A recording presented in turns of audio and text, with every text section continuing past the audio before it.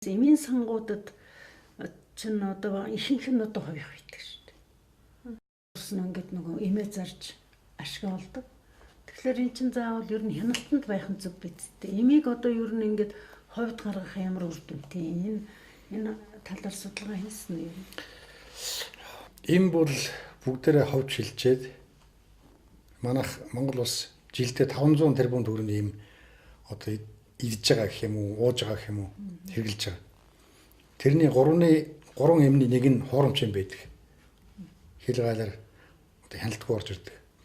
Манай улс ардчилсан хувьсгал гэдэг юм уу, ардчлалын замнаад 30 жил болсон болох хугацаанд 1 сая хүнээ зүгээр л үр зулбуулах эмэнд одоо алдсан. Тэгэхээр эмийн зөвхөн хэрэгэлтэй зохистой хэрэглээ гэж бол ер нь байх боломжгүй. Эмийг бол заавал төрөх хяналтанд авч ажиллах хэрэгтэй.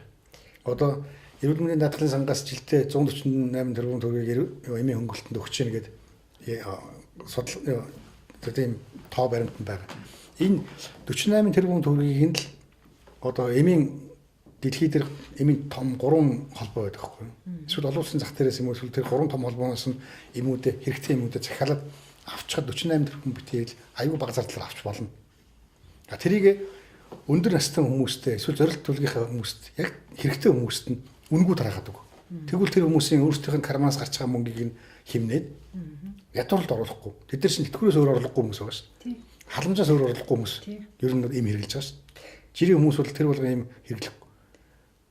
Халдварт өвчин тусах гэдэг юм өвлөн үйлрэлд бол одоо ханаад томоо тусдаг тэр үйлрэлд бол хүүхдэд маш их хэмжээний им хэрэглэдэг. Шууд аптекаас ороод эцэгчүүд ингээд дураар хэлдэг. Энээсээ болоод эмийн зохисгүй хэрэглээ гэдэг нөгөө антибиотик таслуулдаг.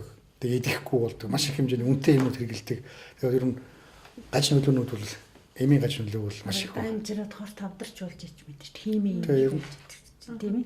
Энэ эмийн сангууд за эмийн одоо хэрэглээ хяналтгүй явж ирсний горыг бол иргэдэл эрүүл мэндээр амсаж штэ тийм ээ.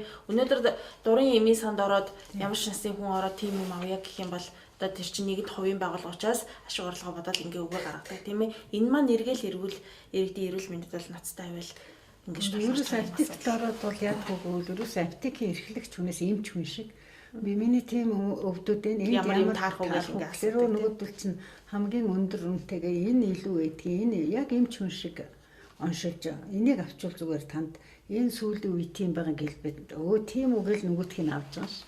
Тэгэхээр зэрэг ерөөсө бид нар нэр эмийн хяналтгүй явж байгаа асуудал нөгөө талаас Монгол орныг ийм өндөр хэмжээний өвчлөлд оруулж байгаа юм байна гэж бодож байна. Хоёрдуурт бол тэр ядуурл яг түлхэж байна шүү дээ. Нөгөө өвчтөе хүн чинь өвдөхгүй тулд эмээ өндөр үнээр авахс өөр арга.